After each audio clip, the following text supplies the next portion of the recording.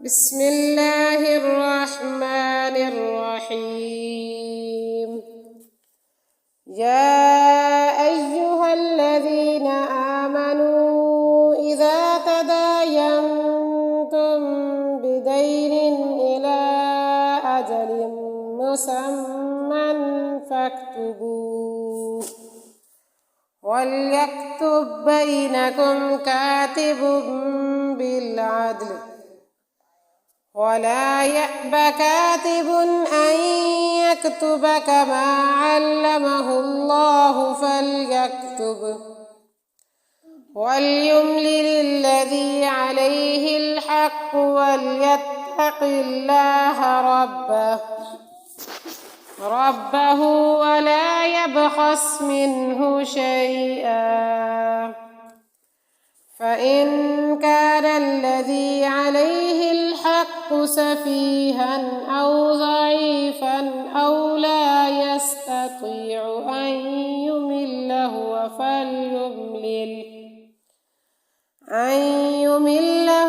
فليملل وليه بالعدل، واستشهدوا شهيدين من رجالكم، فإن لم يكونا رجلين فرجل وامرأتان ممن ترضون من الشهداء أن تضل إحداهما فتذكر إحداهما الأخرى، ولا يأبى الشهداء إذا ما دعوا، ولا تسأموا أن تكتبوه صغيرا أو كبيرا إلى أجله،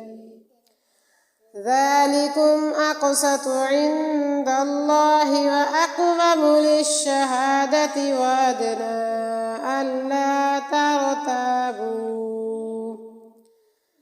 ألا ترتابوا إلا أن تكون تجارة حاضرة